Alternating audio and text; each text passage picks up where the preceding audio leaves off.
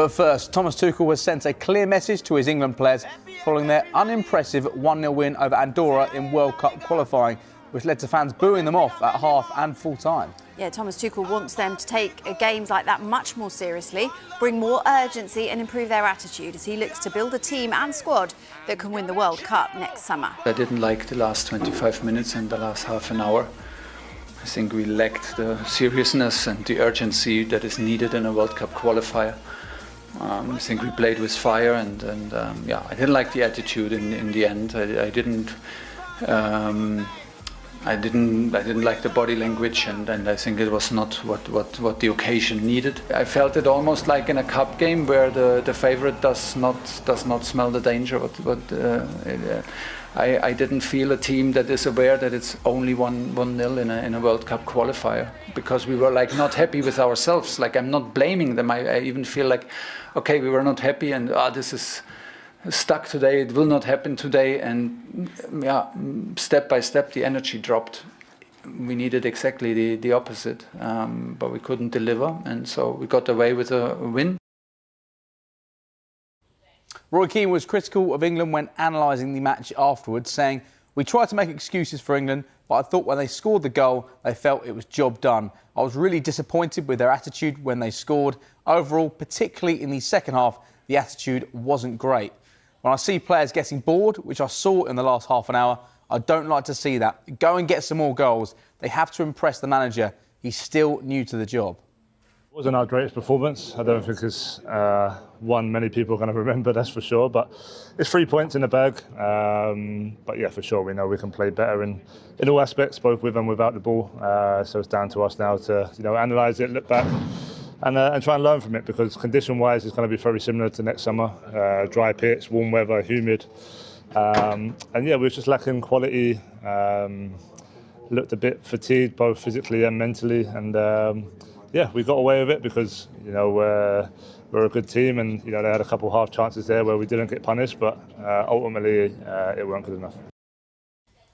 Well, Roy Keane was also critical of some of Kane's post-match assessment, where the England captain said, "We take the points and move on." The former Manchester United captain said this: "I don't like the message from your senior players is that the job was done, we'll take it, whatever. You should be setting your standards higher than that. You should be saying they should have scored 3 or 4 more. We defend the players, say it's the end of the season and talk about the hot conditions," and Kane looked shattered. But still, you want more. The quality England have in attack, they have to show it.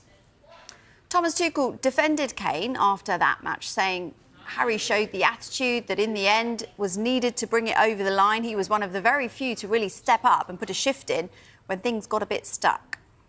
When you don't score a second goal, it can be stuck.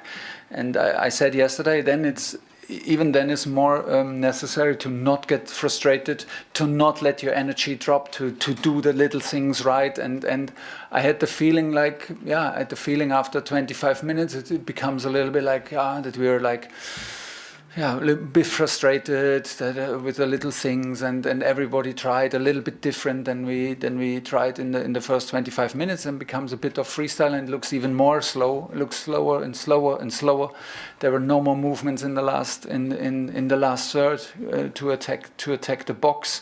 Everyone wanted the ball then into the foot. No more speeding up the game with runs, because this is what you need. Then you need runs, you need counter movements, you need non-stop movements, counter movements and runs. And if you don't invest, then it becomes suddenly a stuck game.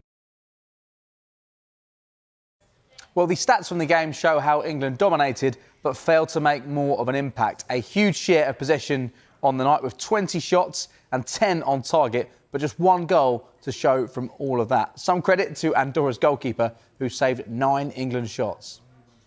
It was very hot out there. The pitch was a little bit dry. Mm-hmm. Did that make it more difficult for England?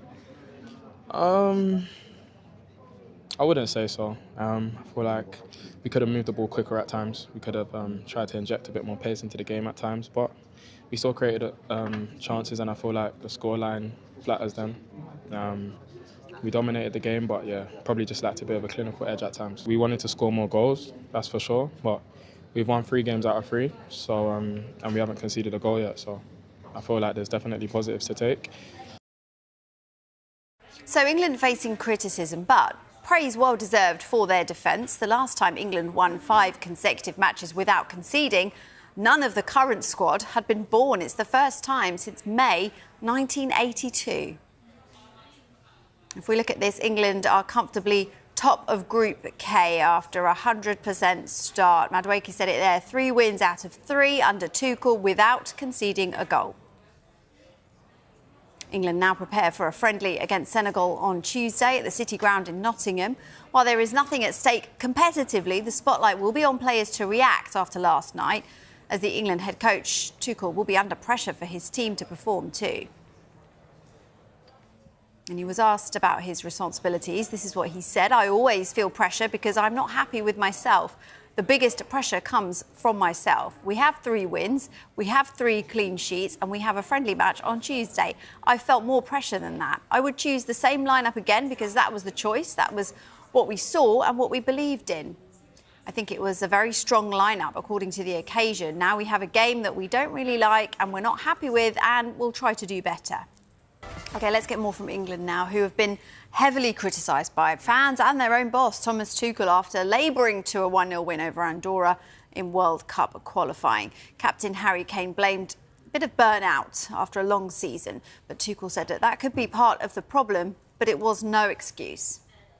They come from holiday and they come from a long season, but still I think that we can and have to do better over the 90 minutes. We played 25 minutes where I had the feeling it's a matter of time when we create a chance, it's a matter of time when we score.